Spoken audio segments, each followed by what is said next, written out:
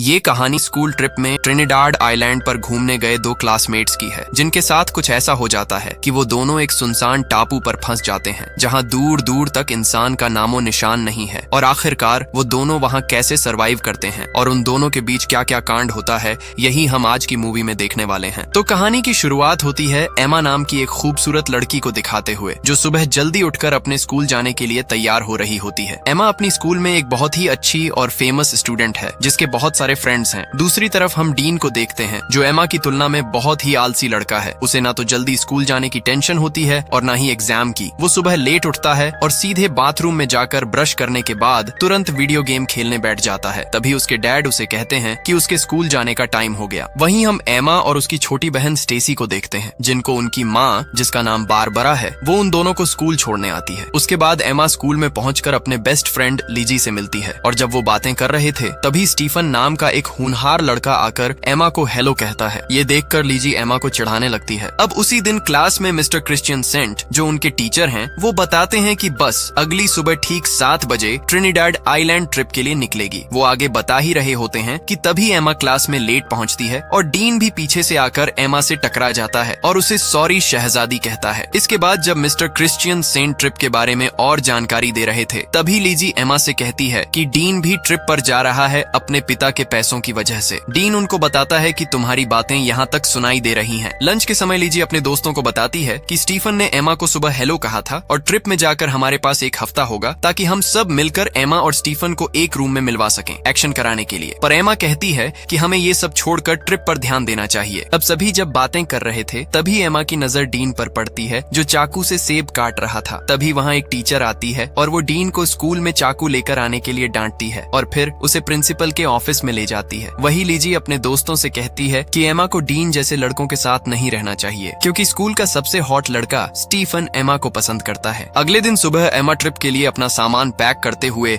अपनी मॉम और डैड को थैंक यू कहती है उसे ट्रिप पर जाने देने के लिए। दूसरी तरफ डीन ट्रिप पर नहीं जाना चाहता, क्योंकि उसे लोगों से मिलना जुलना बिल्कुल भी पसंद नहीं होता। मगर उसके पिता जैक उसे कहते हैं कि मैंने तुम्हें ट्रिप पर भेजने के लिए तुम्हारे प्रिंसिपल से कितनी रिक्वेस्ट की है, तब जाकर तुम्हें ट्रिप पर जाने की जगह मिली है। जिसके बाद डीन भी ट्रिप पर जाने के लिए मान जाता है। अगले दिन सभी बच्चे ट्रिप पर रवाना होने के लिए बस में चढ़ने लगते हैं। तभी स्टीफन एमा से कहता है कि ट्रिप में बहुत मजा आने वाला है, जिससे लिजी एमा को फिर से चिढ़ाती है कि वाह, तुम्हारे तो मजे ही मजे हैं। पर एमा उस पर ध्यान नहीं देती। अब कुछ समय के अंदर वो ट्रिनिडाड आइलैंड पहुंच जाते हैं और बस से उतरते समय मिस कोलियर सबसे कहती है कि सब कुछ देर पूल में एंजॉय कर सकते हैं, पर डिनर से पहले सबको आ जाना है और अगले दिन से प्रोग्राम शुरू करेंगे। कुछ देर बाद एमा और उसके सभी दोस्त पूल में नहा रहे होते हैं, जहाँ स्टीफन भी उनके पास आता है और वो एमा को अपनी बाहों में उठा लेता है। डीन बिल्कुल अकेला बालकनी से ये सब देख रहा होता है और एमा भी नोटिस करती है कि डीन उनको देख रहा है। उसी शाम एमा की एक दूसरी फ्रेंड उनको बताती है कि स्टीफन ने उन्हें पार्टी पर बुलाया है, जो यहाँ के एक लोकल बोट में हो रही है। लेकिन एमा ये सुन के मना कर देती है, पर उसके दोस्त जिद करके उसे मना लेते हैं। उसके बाद वो पार्टी के लिए बोट पर चले आते हैं और वहाँ पहुँचने के बाद एमा देखती है कि स्टीफन किसी और लड़की को किस कर रहा है। ये देख के एमा वहाँ से जाने लगती है और वही साइड से ये सब डीन भी देख रहा होता है। वो एमा से कहता है कि तुम्हारा बॉयफ्रेंड तो मजे कर रहा है, जिस पर एमा डीन से कहती है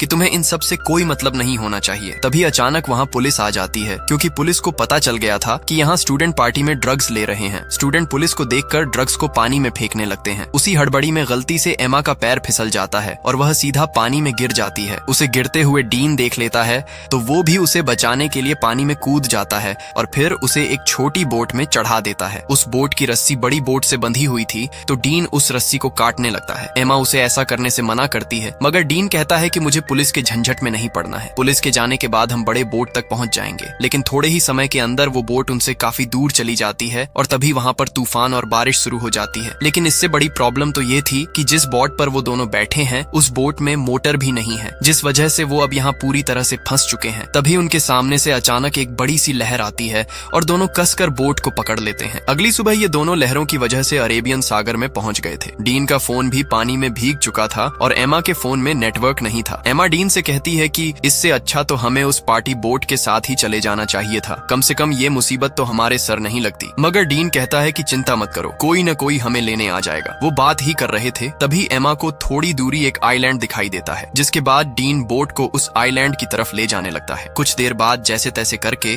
वह दोनों उस आइलैंड तक पहुंच जाते हैं। वहां पहुंच के एमा फिर से फोन में नेटवर्क को देखती है, पर वहां भी कोई नेटवर्क नहीं मिलता। डीन को उस बोट पर एक फ्लेयर गन मिलती है जिसे वह अपने पास रख लेता है और फिर दोनों आगे बढ़ने लगते हैं, इस उम्मीद में कि आगे जाने पर उन्हें कोई मदद मिल जाए। दूसरी तरफ होटल में पिछले रात की पार्टी की वजह से मिस्टर क्रिश्चियन सेंट ट्रिप को कैंसिल कर देते हैं। तभी लिजी मिस कोलियर से कहती हैं कि एमा होटल वापस नहीं आई है और उसे लगा कि शायद एमा कल रात किसी के साथ फन कर रही होगी, इसलिए उसने किसी को नहीं बताया और हमने एमा को आखिरी बार पार्टी बोट पर देखा था। इसके बाद मिस्टर क्रिश्चियन सेंट सबकी अटेंडेंस लेते हैं तो उन्हें पता चलता है कि डीन भी यहाँ मौजूद नहीं है। अब इससे इनको पता चल जाता है कि डीन और एमा दोनों ग्रुप से मिसिंग हैं। उसके बाद पुलिस आकर एमा के दोस्तों से पूछताछ करती है तो मिस कोलियर पुलिस से पूछती है कि क्या उन्हें ढूंढने का कोई तरीका है। तो पुलिस वाले कहते हैं कि ऐसे केस अक्सर होते रहते हैं क्योंकि जवानी के जोश में आज कल के बच्चे कुछ भी कर सकते हैं और हो सकता है कि वो खुद से ही वापस आ जाए, लेकिन अगर वो समुद्र में कहीं फंस गए हों तो दोनों को ढूंढना थोड़ा मुश्किल हो सकता है। और ये बात जब डीन के पिता को पता लगती है कि उनका बेटा खो गया है तो ये सुनकर वो तुरंत स्कूल जाते हैं और वहाँ एमा की माँ बारबरा से मिलते हैं। उसी समय फिल भी वहाँ आ जाता है और यहाँ सब परेशान होकर प्रिंसिपल से दोनों बच्चों के खोने के बारे में पूछने लगते हैं, पर प्रिंसिपल को भी पता नहीं होता कि वो दोनों कहाँ गए। वहीं एमा और डीन आगे बढ़ रहे थे और कुछ दूर चलने के बाद उन्हें जंगल के अंदर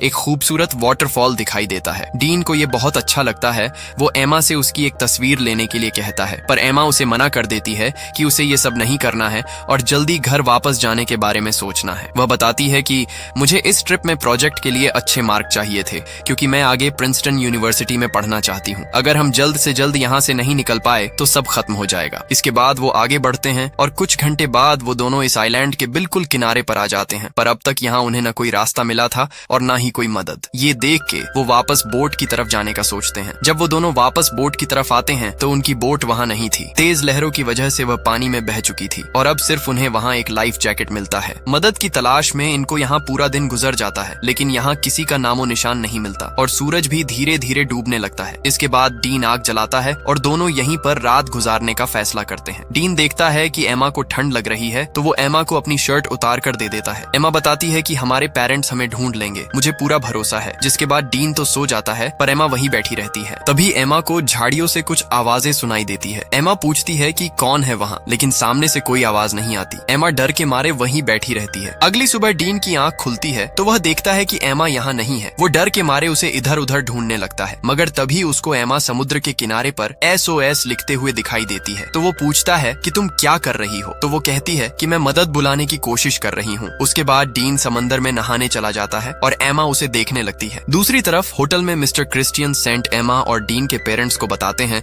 कि पुलिस उन्हें ढूंढ रही है और पुलिस को एक छोटी बोट मिली है जिस पर शायद वो दोनों थे। डीन के पिता टीचर से कहते हैं कि अगर पुलिस कुछ कर नहीं पा रही है तो हम किसी प्राइवेट रेस्क्यू टीम को काम पर लगा सकते हैं, पर मिस्टर क्रिश्चियन सेंट कहते हैं कि पुलिस अपना काम अच्छे से कर रही है और वो जल्द से जल्द उन दोनों को ढूंढ लेंगे। वहीं एमा एक झरने से पीने के लिए पानी भर रही थी। तभी उसे अपने आसपास अजीब सा लगता है। उसे लग रहा होता है कि कोई उसे छुप कर देख रहा है, जिस वजह से वह डरकर वहां से चली जाती है। इसके बाद दोनों मिलकर धूप से बचने के लिए पत्तों से एक छोटी सी झोपड़ी तैयार करते हैं और थोड़ी देर बाद एमा समुद्र के किनारे बड़े अक्षरों में SOS लिखती है ताकि रेस्क्यू टीम अगर यहाँ से गुजरे तो वो उन्हें देख ले। फिर दोनों को जो भी आइलैंड पर खाने लायक मिलता है वो ढूंढ के खाने लगते हैं और डीन को केले का एक पेड़ मिलता है तो वह ऊपर चढ़कर केले तोड़ता है और दोनों अपना पेट भरते हैं। अब इस आइलैंड में गर्मी बहुत होती है जिस वजह से एमा को फुल पैंट पहनने में प्रॉब्लम हो रही थी और वह यहाँ पैंटी भी नहीं पहन सकती, इसलिए वो अपनी फुल पैंट को काट के शॉर्ट कर लेती है। इसके बाद एमा देखती है कि डीन उस झोपड़ी में आकर सो रहा है तो वो भी उसके पास आकर सो जाती है। तभी अचानक डीन एमा की तरफ मुड़ता है और उस पर हाथ रखकर सो जाता है, पर एमा को भी ये अच्छा लगता है और वो कुछ नहीं कहती। अगले दिन जब एमा वाटरफॉल में नहा रही होती है तब डीन आकर उससे सनस्क्रीन मांगता है तो एमा डीन को कहती है कि मैं यहाँ नहा रही हूँ, यहाँ से चले जाऊँ। तो डीन कहता है कि तुम्ही ने तो मुझे यहाँ पहरेदारी करने के लिए कहा है। ये सुनकर एमा कहती है कि इस आइलैंड में हमारे अलावा कोई और भी है,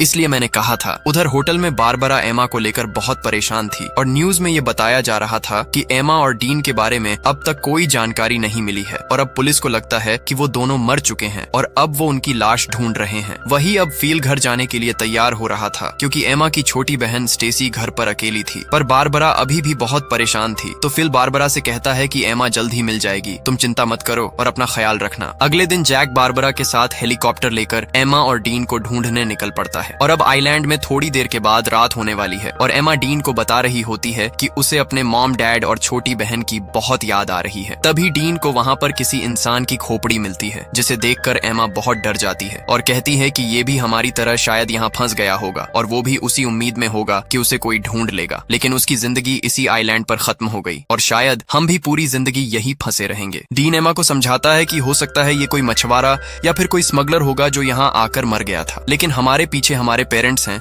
और वह कैसे भी करके हमें यहाँ से निकाल लेंगे। बस हमें हिम्मत नहीं हारनी है और हम एक दूसरे का साथ ऐसे ही देते रहेंगे तो हम यहाँ से एक दिन जरूर घर वापस जाएंगे। और ये कहने के बाद वो एमा को किस करने लगता है। एमा पहली बार किसी को किस कर रही थी और उसे अच्छा भी लग रहा था। अब रात भी हो गई थी, फिर क्या होना था। डीन सारी हदें तोड़ देता है और वह दोनों एक दूसरे के साथ इंटीमेट होने लगते हैं और एना भी पहली बार ये सब कर रही थी, इसलिए वह भी इस पल को बहुत एंजॉय कर रही थी। सुबह होने के बाद एमा उठती है तो डीन वहाँ नहीं था। एमा डीन को आवाजें लगाती है पर डीन कोई जवाब नहीं देता, जिसके बाद एमा उसे ढूंढने के लिए जंगल में चली जाती है और थोड़ी दूर आगे जाकर वो देखती है कि डीन एक गड्ढा खोद रहा था ताकि उस मरे हुए इंसान को दफना सके। पर तभी अचानक एमा फिसल कर गिर जाती है और उसके घुटने पर चोट लग जाती है, जिसके बाद डीन तुरंत उसकी चोट को ठीक करने लगता है और उसे कहता है कि तुम्हें कुछ नहीं होगा। फिर वो दोनों वाटरफॉल में नहाने लगते हैं और यहाँ डीन एमा को अपनी माँ के बारे में बताता है कि कैसे उसकी माँ एक कार एक्सीडेंट में मर गई थी और एमा उसकी बातों को ध्यान से सुन रही थी। थोड़ी देर बाद वहाँ बारिश होने लगी और डीन उसमें मस्ती करने लगता है। एमा उसे मुस्कुराकर देख रही थी जैसे अब वो भी डीन को पसंद करने लगी हो। जिसके बाद दोनों बारिश में डांस करते हैं और डीन एमा के बालों में एक फूल लगा देता है। अब दोनों फिर से एक दूसरे को किस करने लगते हैं। तब एमा डीन से कहती है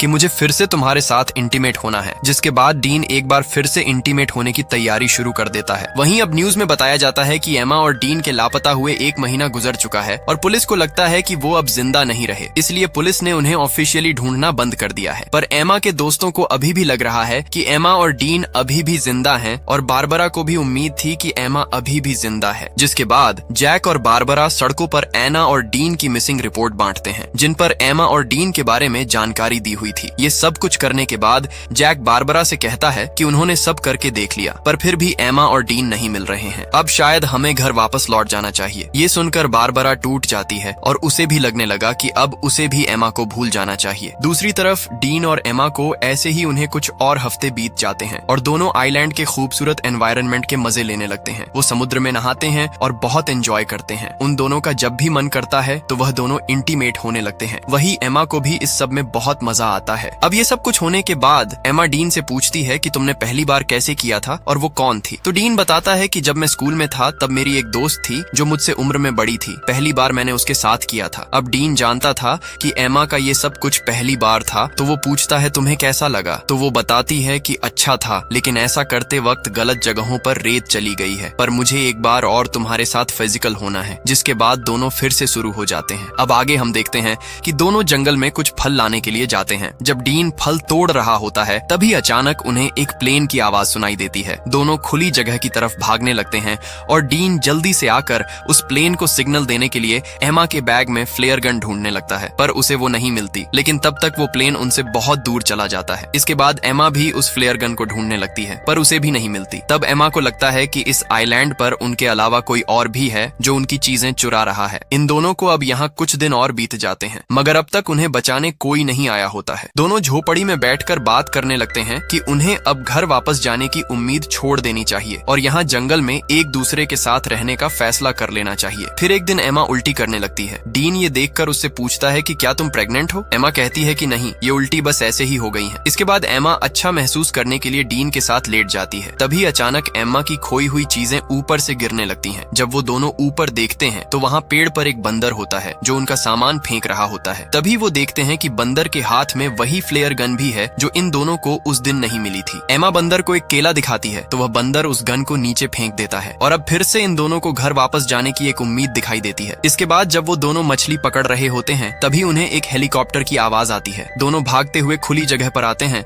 और एमा गन लोड करके फ्लेयर चला देती है और लकीली वो हेलीकॉप्टर वाले उन्हें देख लेते हैं। इसके बाद उन दोनों को वहां से रेस्क्यू कर लिया जाता है और अब फाइनली दोनों 3 महीने के बाद वापस घर लौटते हैं। एयरपोर्ट पर एमा और डीन के दोस्त और पेरेंट्स उनका इंतजार कर रहे होते हैं। जैसे ही एमा और डीन वहां पहुंचते हैं, 3 महीने बाद अपने बच्चों को देखकर उनके पेरेंट्स बहुत खुश हो जाते हैं। इसके बाद दोनों के पेरेंट्स उन्हें अपने अपने घर लेकर जाते हैं। अब घर आने के बाद डीन उसी रात को एमा से मिलने जाता है। वहाँ वह एमा को बताता है कि घर वापस आकर कितना अजीब लग रहा है। डीन एमा को किस करने वाला होता है, पर एमा उसे मना कर देती है और कहती है कि उसके पेरेंट्स कभी भी आ सकते हैं। इसके बाद एमा डीन को बताती है कि उनके आने की खुशी में उसके पेरेंट्स ने एक पार्टी रखी है और उसे भी आना है। अगले दिन पार्टी पर सब इकट्ठा होते हैं। एमा के पेरेंट्स सबको पार्टी में आने के लिए धन्यवाद देते हैं और कहते हैं कि आज का दिन उनके लिए बहुत स्पेशल है। उसी दौरान स्टेसी डीन के पास जाती है और उससे पूछती है कि तुम अकेले क्यों खड़े हो। डीन कहता है कि उसे सबसे घुलना मिलना अच्छा नहीं लगता। इसके बाद डीन एमा को अपने साथ आने का इशारा करता है, लेकिन एमा उसे अनदेखा कर देती है। ये देखकर डीन पार्टी से चला जाता है। फिर कुछ दिन बाद एमा डीन को कॉल करती है, पर डीन कॉल नहीं उठाता। तभी एमा के रूम में स्टेसी आती है और उसे कहती है कि तुम्हारे लापता हो जाने के बाद हमने तुम्हें बहुत मिस किया और मॉम डैड भी बहुत परेशान थे। हमने तो सोच लिया था कि शायद हमने तुम्हें खो दिया, लेकिन आज हम सब बहुत खुश हैं। फिर एमा स्टेसी से कहती है कि तुम मेरी सबसे अच्छी बहन हो, और वो स्टेसी से कहती हैं कि आज रात तुम प्रोम पार्टी में आना चाहोगी। तो स्टेसी भी कहती है जरूर। दूसरी ओर हम डीन को देखते हैं जो अपनी माँ के कब्र पर जाता है और अपनी माँ को मिस करते हुए बहुत रोता है। अब रात को डीन टीवी देख रहा होता है तो उसके डैड उसे पूछते हैं कि क्या प्रोम पार्टी में तुम मेरे सूट पहनकर जाना चाहोगे। वही एमा भी अपनी बहन के साथ पार्टी में पहुंच गई थी, जिसके बाद लीजी उसके पास आती है और एमा को एक सरप्राइज देने के लिए गेट के पास ले जाती है। और तभी एमा देखती है कि बाहर बारिश में डीन सूट पहन के खड़ा है